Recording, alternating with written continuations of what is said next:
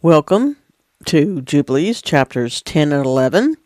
These cover the time frame of the Tower of Babel and what happens after that before Abraham is born. So we're going to finish up with Noah and his sons today. And unfortunately, man is continuing to fall. It's sad what ends up happening. If you've never studied Jubilees, it's going to give you a fresh perspective on what happened in the last days of Abraham, and a new understanding of what possibly the days of Noah. Noah, and possibly what it means the days of Noah are about. So, we've had Noah land on the ark, and he and his sons entered into a covenant. They made vows in Jubilees chapter 6. So in order to understand why Abraham, like what was Abraham all about, you need to first see what happens with Noah and his sons, and then you'll understand why Abraham. So the demons, we're starting in Jubilees chapter 10, and the demons are going to begin to lead Noah's children astray. And eventually in today's 2 chapters, Noah is going to, he passes away. So, Jubilees chapter 10. And in the 3rd week of this Jubilee, the unclean demons began to lead astray the children of the sons of Noah, and to make error and to destroy them. And the sons of Noah came to Noah their father, and they told him concerning the demons which were leading astray and blinding and slaying his sons. And all I can say is, I wish I had the source text, because I would like to look at the word for unclean there and find out. I mean, demons to me, anyway, are unclean. So I don't understand why there was the adjective was needed there to make it an unclean demon, as if there were demons that were good. But if you read 1 Enoch 15, it'll clearly explain these unclean demons. The evil spirits are from the dead children of the fallen watchers and the human women's offspring. So they can't rest in the earth, and they can't return to heaven because they're a hybrid. Okay, continuing in Jubilees, verse 3. And he prayed before Yahuwah. This is Noah. Prays before Yahuwah, his sovereign ruler, and said, Yahuwah of the spirits of all flesh, who have shown mercy unto me, and have saved me and my sons from the waters of the flood, and have not caused me to perish, as you did the sons of perdition. For your free unmerited pardon has been great towards me, and great has been your mercy to my soul. Let your free unmerited pardon be upon my sons, and let not the wicked spirits rule over them, lest they should destroy them from the earth. Okay, so this is the first, his prayer is not finished yet, but I want to say, this is the first intercessory prayer that's recorded in Scripture that I'm aware of. And notice he is asking for mercy. That is unmerited pardon, because his children are not totally innocent, okay?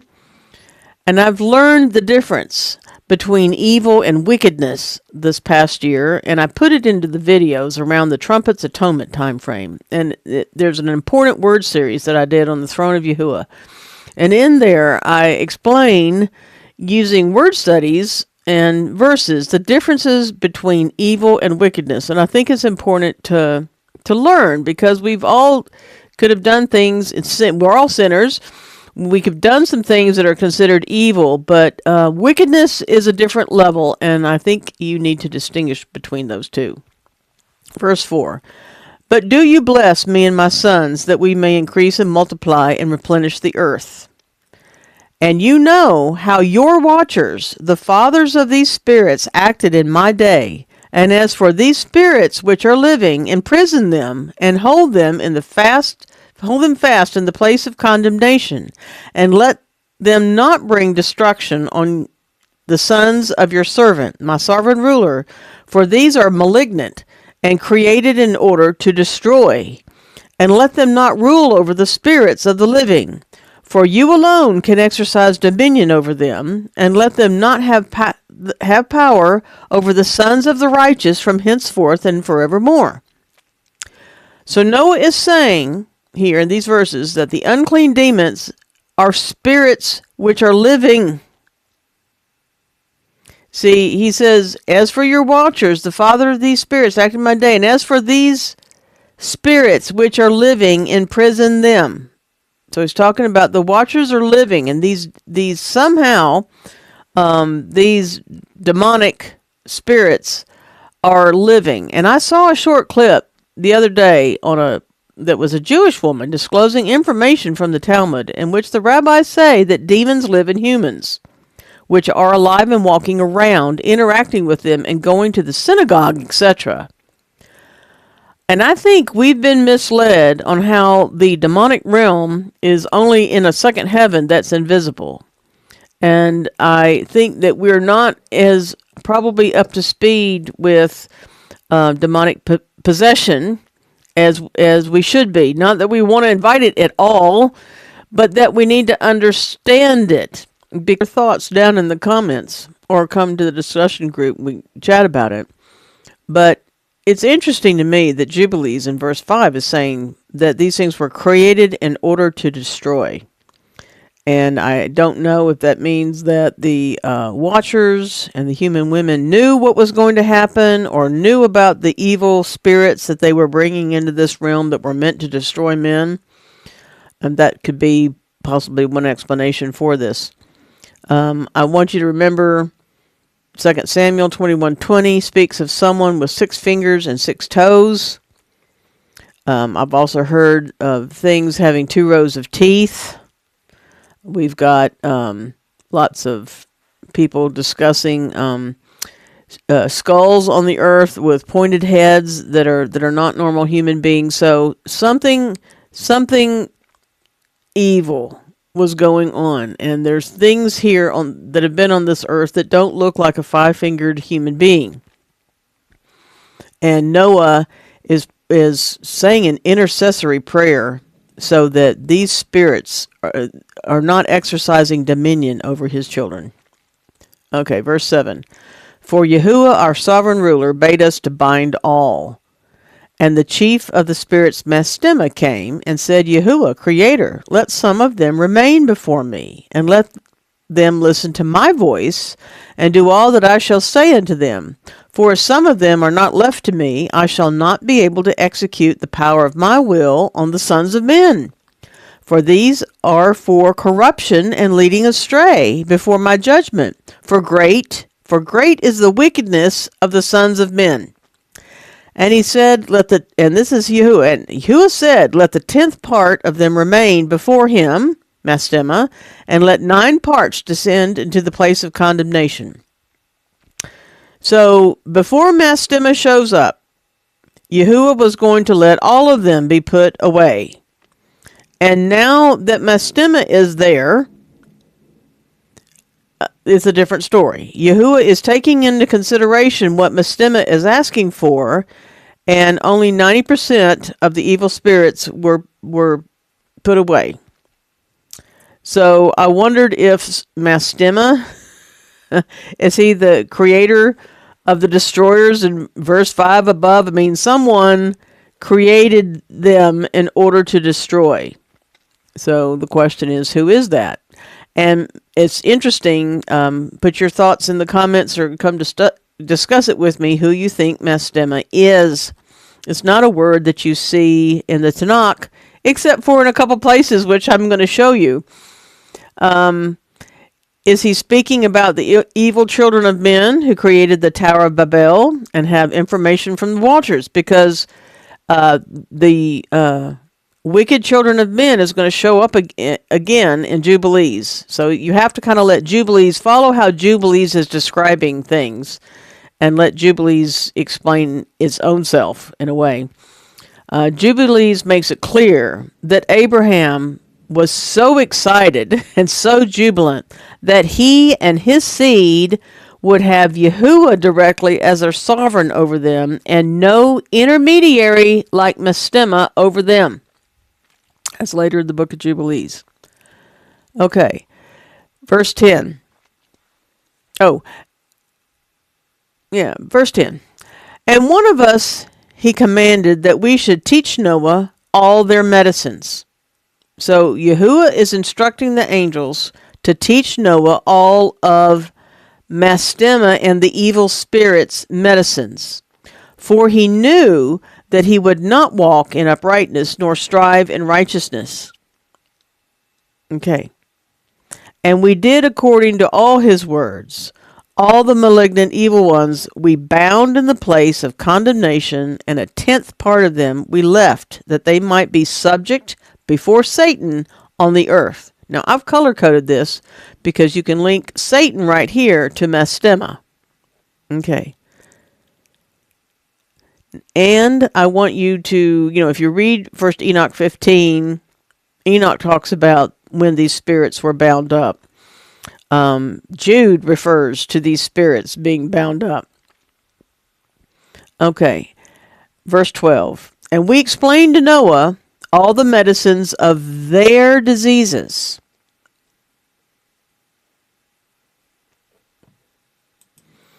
And their medicines and their diseases could be the wickedness of the sons of men, the wicked sons of men.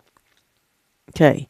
And we explained to Noah all of the medicines of their diseases together with their seductions, and how he might heal them with the herbs of the earth. So his grandchildren are already getting sick from the diseases, and Noah is being taught the medicines that he needs in order to heal his children. And notice that the text here is using medicines. We could think pharmakia in the book of Revelation. Now, their diseases is linked to their medicines.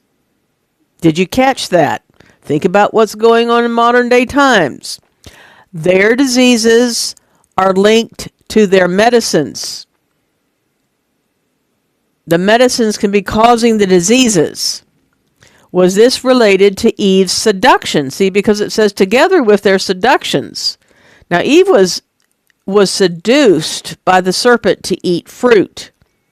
Would this seduction apply to all addictive substances? Consider how they put chemicals in cigarettes to make them addictive.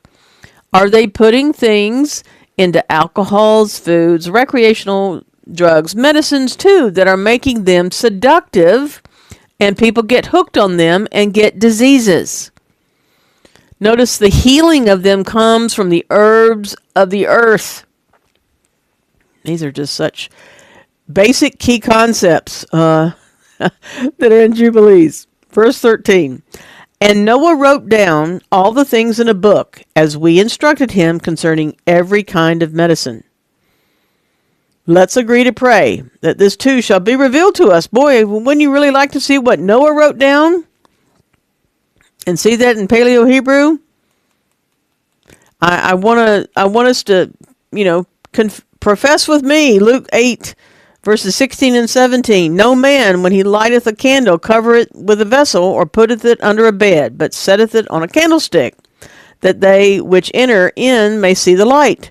For nothing is secret, that nothing shall be made, that shall not be made manifest, neither anything hid that shall not be known and come abroad. So I pray, and I hope you join me, for whatever Noah wrote down to come to light, to come to be known, because Yahusha said it would be like the days of Noah on his return. And boy, I can see some of this right here in this section of the chapter of Jubilees happening right now. Continuing in verse 13. Thus the evil spirits were precluded from hurting the sons of Noah. Now, that means so the herbs of the earth are precluding the evil spirits. What do you think that's about? The good things in nature that Yah has provided are protecting them from evil spirits. Think about that. Reasons for getting rid of think about all the women in the Middle Ages who were done away with because they thought they were witches, and they were the ones that knew about herbs. Well, this could be a fun subject for Monday night. Verse 14. And he gave all that he had written to Shem, his eldest son, for he loved him exceedingly above his other sons. Okay, so Shem gets this information. Now we're down at verse 15. And Noah slept with his fathers, and was buried on Mount Lubar in the land of Ararat. 950 years he completed in his life, 19 jubilees in 2 weeks and 5 years. Verse 17, and in his life on earth he excelled the children of men, save Enoch, because of the righteousness wherein he was perfect. For Enoch's office was ordained for a testimony to the generations of the world, so that he should recount all the deeds of the generations unto generation till the day of judgment. Okay, now this lines up with Genesis 9, 28 and 29, where Noah dies. So Noah's dying at 950 years of age. And he is basically as righteous as Enoch. Enoch had a special ordination for a special service to do all the recording. But it says, Noah is right up there with Enoch. And he rests. He finally passes away just after he knows that his offspring have a method of protection from the evil spirits. And it's found in nature, in the herbs.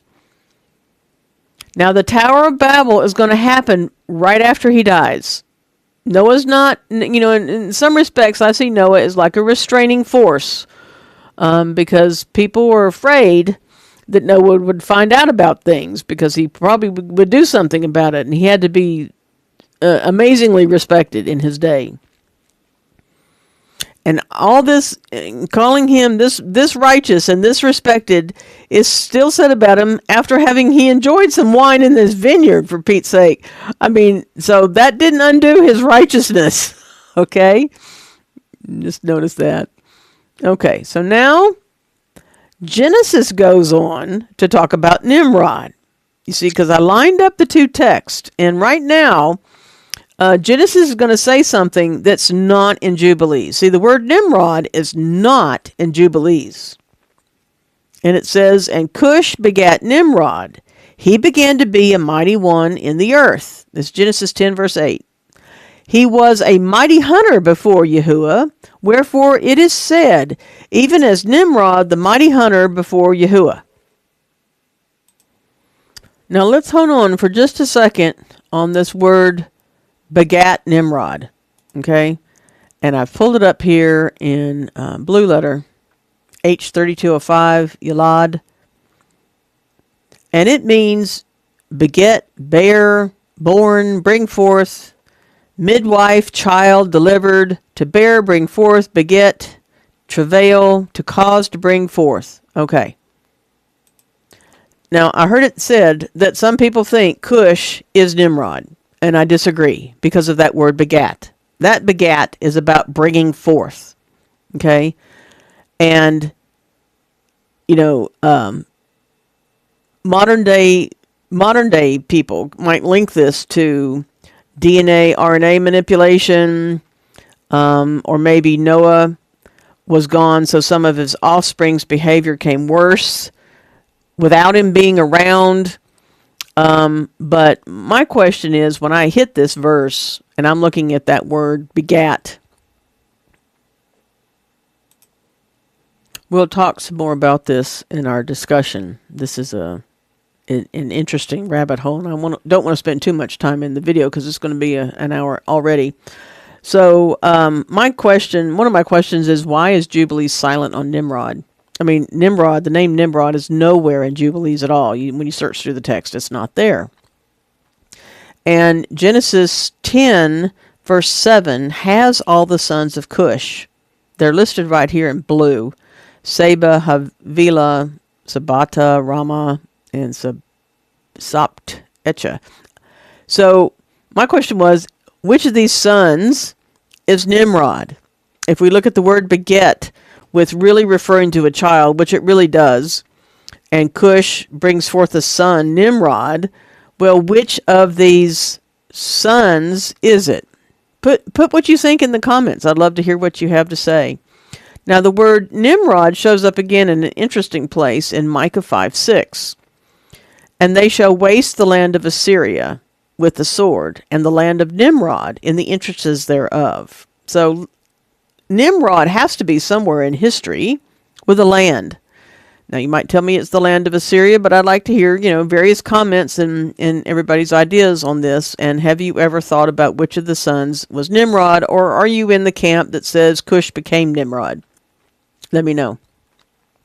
So now we're going to talk about where the family is located. Okay? Remember, Noah's dead. And now, according to Genesis, there's a Nimrod. Okay, verse 18 of Jubilees. And in the 3rd and 30th Jubilee, in the first year, in the 2nd week, Peleg took it to himself a wife, whose name was Loma, the daughter of Sinar, and she bare him a son in the 4th year of this week, and he called his name Ru. For he, Peleg, said, Behold, the children of men have become evil through the wicked purpose of building for themselves a city and a tower in the land of Shinar. Now, without having the Paleo-Hebrew text to look at, just know that Shin sometimes gets pronounced as an S and not an SH. So to me, I'm looking at Sinar and Shinar, and I'm saying it's the same thing. Okay? So Loma is the daughter of Shinar, whose name is, it's the land of Shinar, where the city and the Tower of Babel is. And Peleg is marrying this man's daughter. So Peleg's marrying someone in that land, is the way I look at this. And it matches up here with Genesis verse 10. So Peleg does not say we here, but is speaking about a group that he's not including himself in. He's observing. Peleg's observing these children of men have become evil, and he's marrying the daughter of the man's name that the land is named after, is the way I'm looking at this. Okay. And notice it doesn't say that all men departed Ararat either. It's Peleg that took a wife from this place and knows about it. Okay. Then Genesis, it says, and the beginning of his Nimrod kingdom was Babel, and Erech, and Akkad, and Calneh in the land of Shinar. And then Genesis says, out of that land, that means out of Shinar, went forth Asher and buildeth Nineveh, and the city of Rehoboth, and Calah, and Rezin between Nineveh and Calah. The same is a great city. It doesn't mean it's the Babel, but it says it's a great city. Okay, this is not in Jubilees, this going forth, but it's out of the land. Okay, so I'm just emphasizing this. If you're somebody that loves maps like my husband, and you want to start trying to figure out for yourself and do your own research on where things are really located, I want you to underline this, because I want to emphasize to you what I'm seeing in the text. And you can run with it. Okay, Genesis continues with who's begetting whom in this line of Cush. It is not in Jubilees. There's a bunch of stuff here in Genesis that's not in Jubilees. Remember, I've merged the text together side by side so we can see how they line up.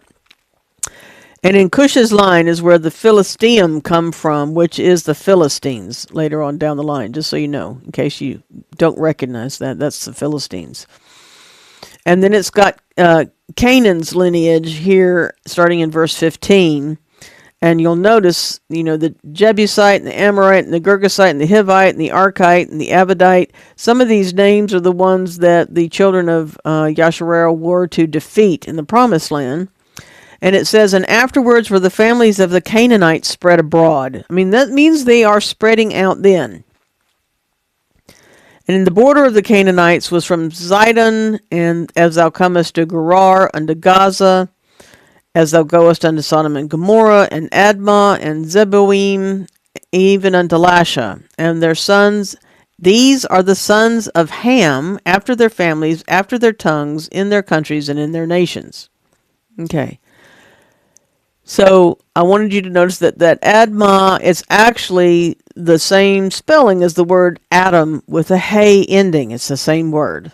Okay. The text is also saying that the Canaanites are spread abroad in countries and in nations. And only Jubilees is saying that Canaan went to the wrong land. I want you to pick this up. Jubilees is where we get in the Jubilees story that Canaan went somewhere he was not supposed to go. Genesis doesn't tell you that. Okay? And I'm not sure if you have thoughts on this point, please put them in the comments. It'd be interesting. Verse 21, unto Shem also, the father of the children of Eber, the brother of Japheth, the elder, even to him were children born. Now, we discussed this in the last week. Please do realize I'm showing the flow of Genesis as the two texts line up exactly in this section of Jubilees. The entire order is based upon, the order of the videos is based upon Jubilees, not Genesis. So here's where Genesis actually fits into Jubilees. And this is just that odd verse that I think no one has an explanation for so far. If you ever watch this video, please leave a comment if you have some thoughts on verse 21. Okay, then it goes into the children of Shem, and who beget who beget who. And in verse 30 it says, and their dwelling was from Mesha as thou goest unto Sephar, a mount of the east. These are the sons of Shem, in their families, after their tongues, in their lands, and after their nations. So everybody spread. This is where everybody had gone. Everyone is not gathered, according, as I'm reading this and lining it up, everyone's not gathered at the Tower of Babel. Not everybody. Peleg's observing that there is a group of the children of men that have become evil through a wicked purpose. But then Genesis is saying that people were already spread abroad. Okay, just hold that fact for a moment. So we are during the time of the building of Babel, and Shem's lineage is spreading out to their lands and their nations. And then it says in verse 32, Genesis, these are the families of the sons of Noah after their generations in their nations, and by these were the nations divided in the earth after the flood. As far as I can tell, it is Peleg and his family that is in the land of Shinar, not everyone. This is my take, and I know that you'll probably disagree with me, but just tell me what your impressions are as you see how these texts line up one to another. Okay, now we get to the Tower of Babel. We're in verse 19 of Jubilees in chapter 10. And it says, for they departed from the land of Ararat eastward to Shinar, for in his days Peleg, yes, in the days of Peleg, they built the city and the tower, saying, go to, let us ascend thereby into heaven. So the question is, who is the they in the book of Jubilees? And if you back up in Jubilees to who is the they, it's either Peleg and Reu and his wife, but Peleg is saying he's seeing that things have become evil, and somebody else, I think he's talking about a different group, okay? And I think it's this children of men. Some of the children of men have become actually wicked, okay? They've got a wicked thing that they're doing. And these wicked children of men departed, and they went to build the city and tower. Okay. Now, if everybody lands on the ark in the Himalayas, which is my viewpoint as well as the God culture, eastward takes you into Shinar. It really does. And eastward, if you're in the Himalayas, to get to Shinar, you're going to go through a place called the Khyber Pass in India. It's on the Silk Road. It's been a place fought over until our lifetimes, as late as 2010, We've been up there in this Khyber Pass fighting. The British fought over it for a long time, and it's where Alexander the Great went from west to east to conquer in India. So it's a famous place where you could be passing over.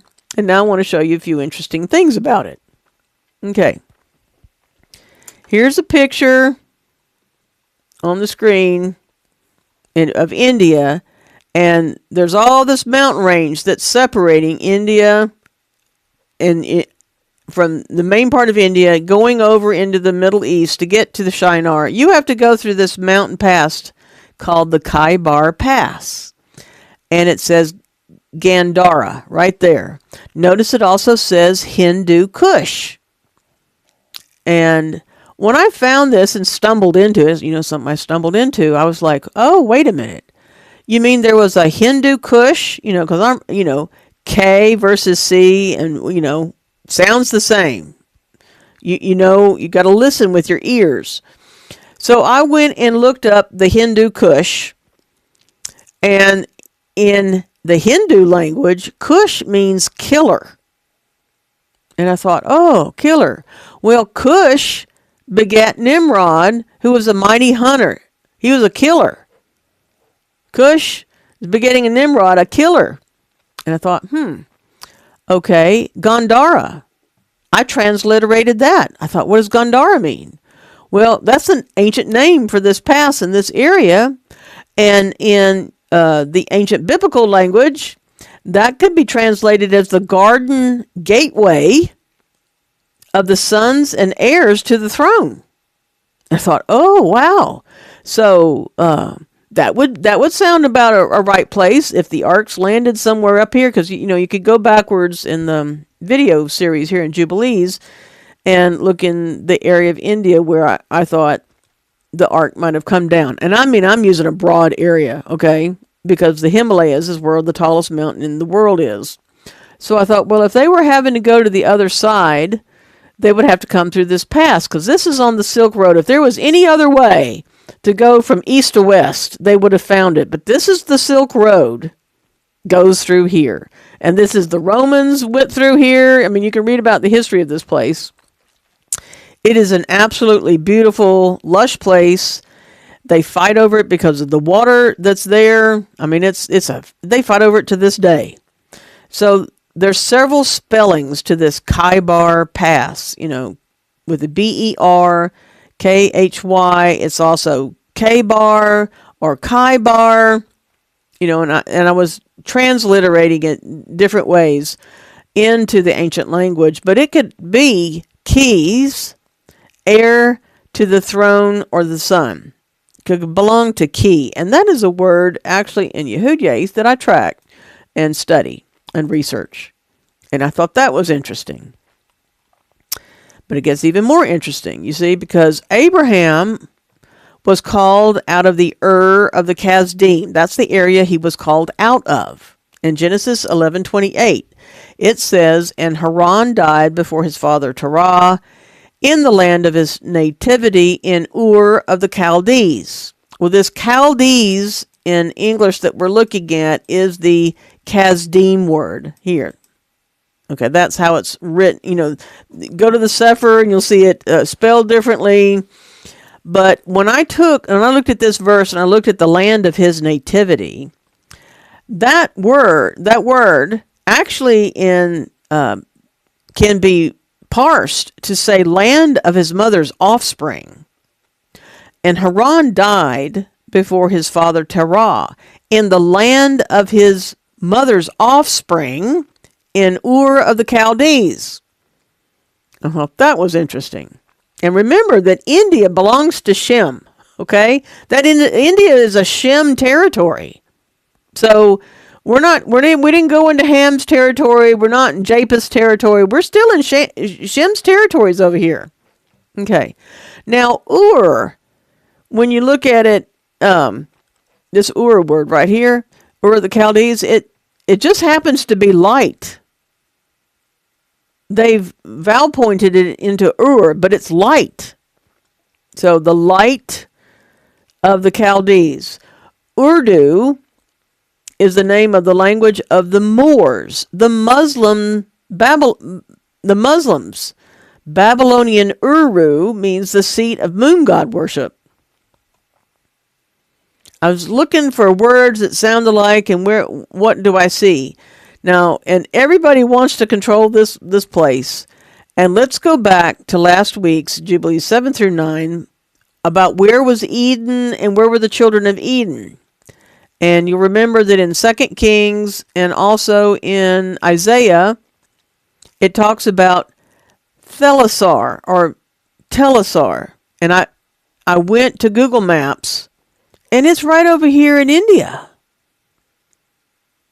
There were the children of Eden were it says in Telasar, and that's the only place on the map where I can find it.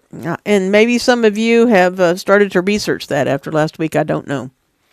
Okay, continuing in Jubilees, verse 20. And they began to build, and in the 4th week they made brick with fire, and bricks served them for stone, and the clay with which they cemented them together was asphalt, which comes out of the sea and out of the fountains of the water in the land of Shinar. And they built it 43 years. Were they building it? Its breadth was 203 bricks, and the height of a brick was the third of one, and its height amounted to 5,433 cubits and 2 palms. The extent of one wall was 13 stades, and the other 30 stades. Okay, the they is the wicked children of men. Okay. Jubilees continues, verse 22. And Yahuwah, our sovereign ruler, said to us, Behold, they are one people. The wicked children of men are one people. And this they begin to do. And now nothing will be withheld from them. Let us go down and confound their language, that they may not understand one another's speech, and they may be dispersed into cities and nations, and one purpose will no longer abide with them till the day of judgment. Okay. Just like some of today's world rulers are of one mind and are one people, that does not include everything and everyone. I don't believe this is referring to the scattering of everyone. This is my personal opinion. Versus, this is the scattering that's about to occur of the wicked children of men who were of one mind and one purpose. So I get the impression that the day of judgment comes, there will be one purpose abiding among the wicked of men. That to me is how I view this. You're welcome to comment and disagree.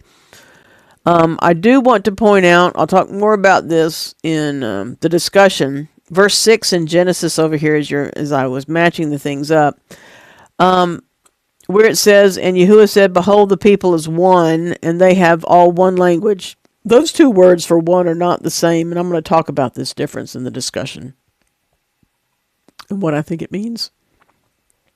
Verse 23, And Yahuwah descended, and we descended with him to see the city and the tower, which the children of men had built. And he confounded their language, and they no longer understood one another's speech, and they ceased then to build the city and the tower. So only wicked children of men's group language was confounded, so that no one would understand their speech. If everyone stopped understanding English today, we'd be at a loss in a multicultural society because we don't speak Chinese, English, and the other languages that are spoken in our country. Okay, so I'm saying that I think it's the evil, wicked children that got confounded. So, Jubilees verse 25. For this reason, the whole land of Shinar is called Babel, not just a city. You know, that's what we've been trained to call this Babylon now. Okay, but it's in Scripture. It's Babel, and it's saying that the whole land is Babel, not just a city. It says because Yahuwah did there confound all the language, singular, confounded the language of the children of men, the language of the children of the wicked men. It lines up with verse 9 in the King James, because it says, because Yahuwah did there confound the language of all the earth. Okay? Now, I want you to know that the word land, see, Jubilee says the whole land of Shinar. But in the ancient scriptures and the way things have been translated, the same word for the earth of Genesis chapter 1, verse 1, when Elohim creates the heavens and the earth, that word gets translated as earth, land, and country. So these two texts could really be saying the same thing, that it's the whole land of Shinar is called Babel, and there was a singular language confounded, not multiple ones. Okay? So this is something that I want you to just ponder and let that sink in. Jubilees continues, and from thence they were dispersed. They, the wicked children, were dispersed into their cities according to his language and his nation. Okay. Now, Jubilees almost could be saying they were sent back home to their original cities. If you understand this like I'm looking at it, where Genesis is telling us that everybody had already gone to their lands and their countries and their languages, and now the wicked ones are being sent back home, basically. And the wicked ones' language that they were speaking is gone away with. Now, the UN has built buildings like pictures of Babel. You know, they show this all the time. And I heard, who knows if it's true, that the upper politicians in the echelons there have their own language. I mean, they don't speak English when they're there in their meetings. And that, if the translators were taken away, not sure they'd all be able to communicate. It's interesting. And this organization is a representation of many countries who can be dispersed just like this. Okay, verse 26. And Yahuwah sent a mighty wind against the tower and overthrew it upon the earth. And behold, it was between Ashur and Babel in the land of Shinar, and they called its name Overthrow. And if you are sojourning with me this year, and you're a part of our community, you would remember that during the Feast of Shabbaoth, we talked about what the mighty wind represents and what we linked it to. It's in part 5 of our Shabbaoth video series. Okay, verse 26 in Jubilees. And in the 4th week, in the 1st year, in the beginning thereof, in the 34th Jubilee, were they dispersed from the land of Shinar. Okay, so this means that they all left Babel and left Shinar. So they can't be in whatever places were still in Shinar. They're not there anymore. Then the text continues, and Ham and his sons went into the land which he was to occupy, which he acquired, and his portion in the land of the south. And I think it's kind of odd that there's all this stuff about who went where, okay, because we go all the way back up here at Jubilees. I'm having to scroll, see, long ways. And it's talking about where everybody went. And here's the story of Peleg and the story of Shinar and the wicked children building things. And now Ham and his sons go someplace. Okay, there are 2 sons that are not happy. Not just one. In Jubilees. In verse 29, and Canaan saw the land of Lebanon to the river Egypt, that it was very good. And he went not into the land of his inheritance to the west, that is, to the sea. And he dwelt in the land of Lebanon, eastward and westward, from the border of Jordan and from the border of the sea. So that's saying where Canaan went. He didn't like where he was given. And you're not told this in Genesis. It's coming out of Jubilees.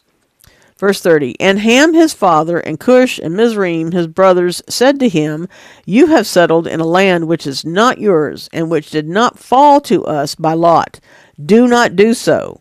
For if you do so, you and your sons will fall in the land, and be accursed through sedition. For by sedition you have settled, and by sedition your children fall, and you will be rooted out forever.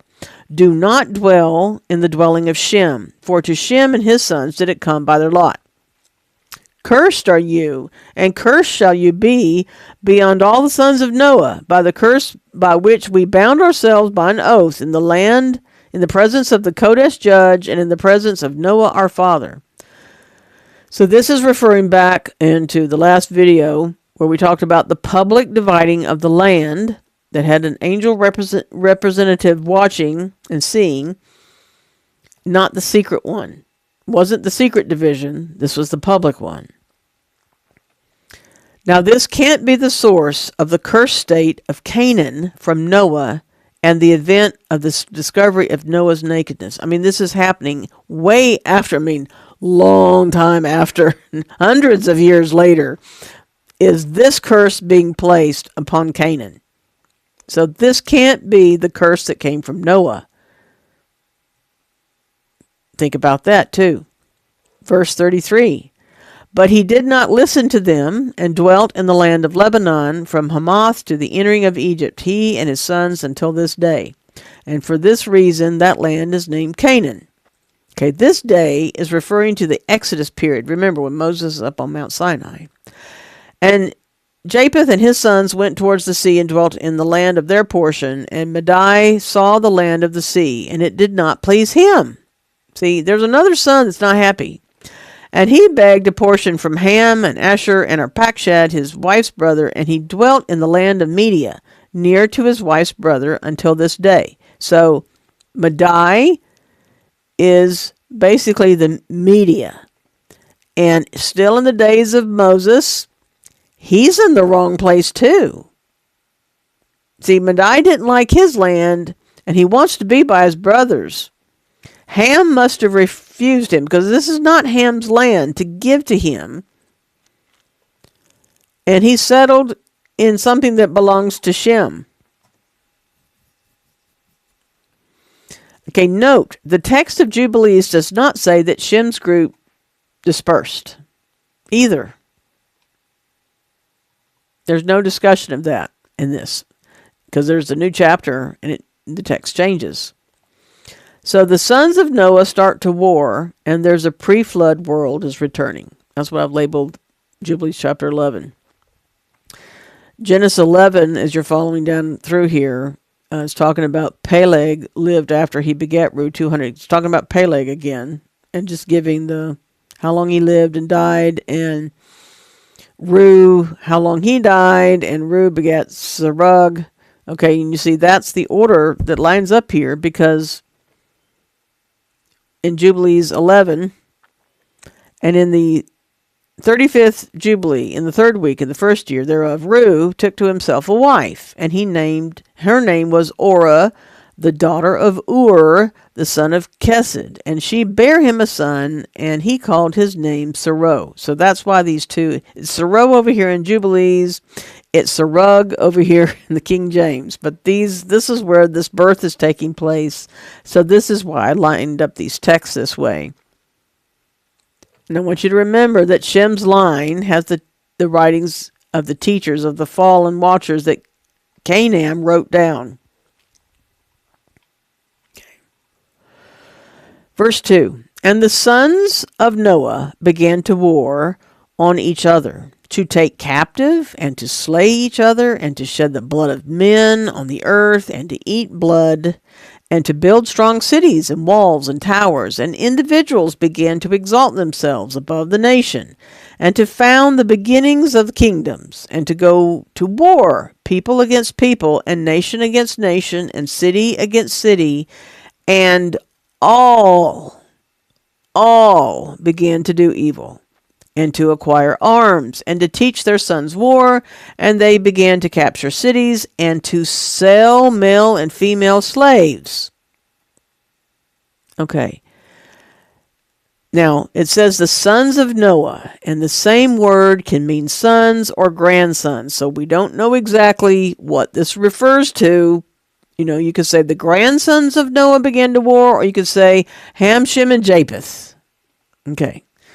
But all this section right here in verse 2, these are things that were going on before the flood.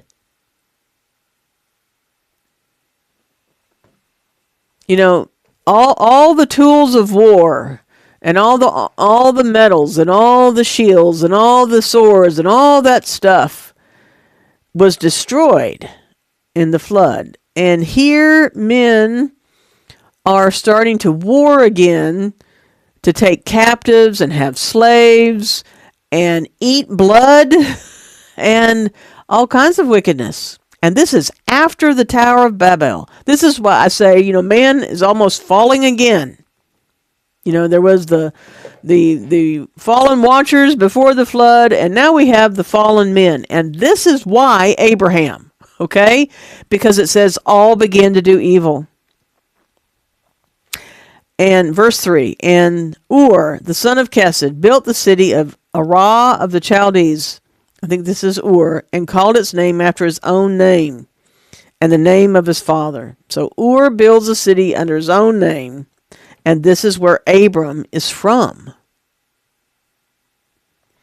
And they made for themselves molten images, and they worshipped each the idol and the molten image which they had made for themselves, and they began to make graven images and unclean simulacra, and malignant spirits assisted and seduced them into committing transgression and uncleanness. Okay, so now we have idolatry run rampant. Think about where I think this Ur is on the other side on the east side of that pass, in a land which is known for all this, known for idolatry, known for temples with all kinds of stuff on them. Ur of the Chaldees. Okay. Verse 5.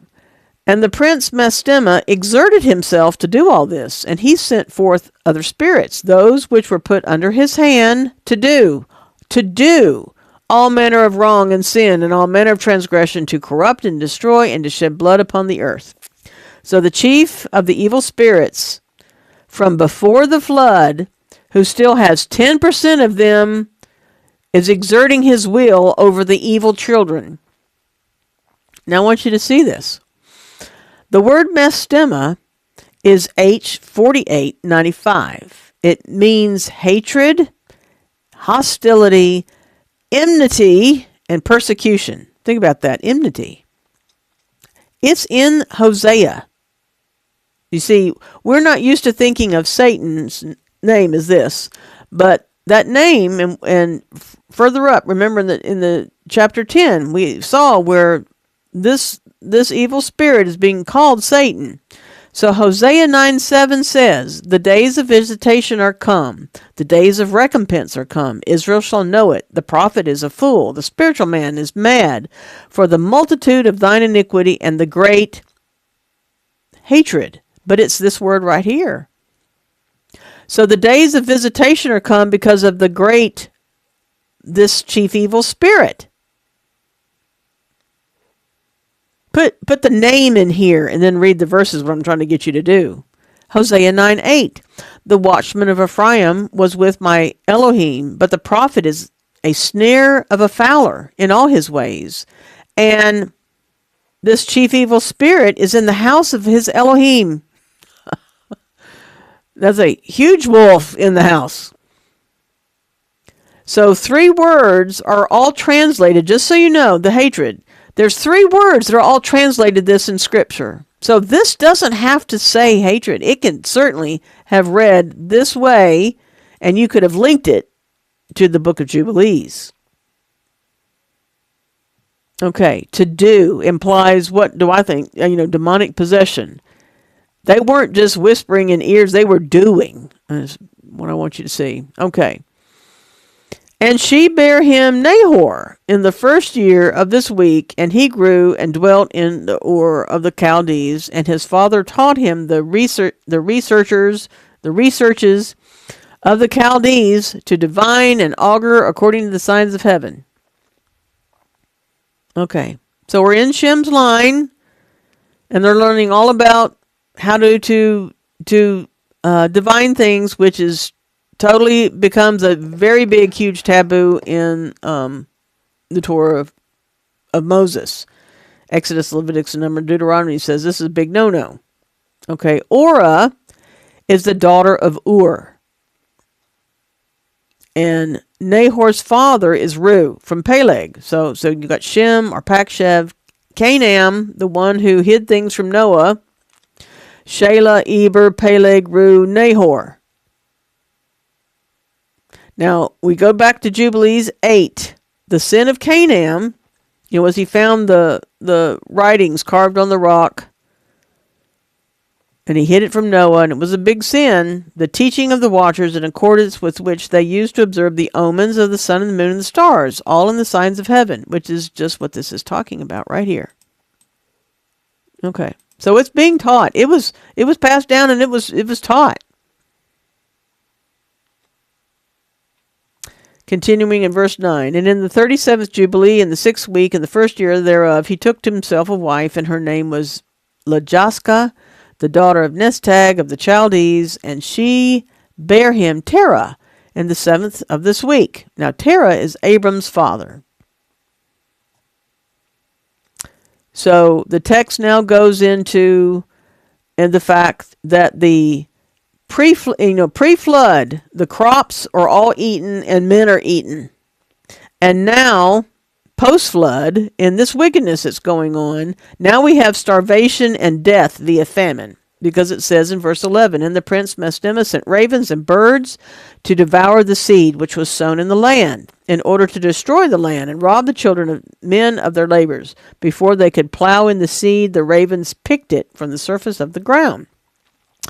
And for this reason he called his name Terah, because the ravens and the birds reduced them to destitution and devouring their seed. And the years began to be barren owing to the birds, and they devoured all the fruit of the trees from the trees. It was only with great effort that they could save a little of all the fruit of the earth in their days. So in the days of Terah, Abram's father, Mastema, was actively trying to starve the people. Okay, now this is the end of this chapter. There'll be more to discuss on Monday night. And I hope you have enjoyed this. If you want to join our discussion group, the details are in the description of this video. Please like this, leave me comments. Both of those things will help this video get shown to more people. Please share it with your fellowship. And I hope you have a wonderful week. I look forward to talking to you in person. Shalom.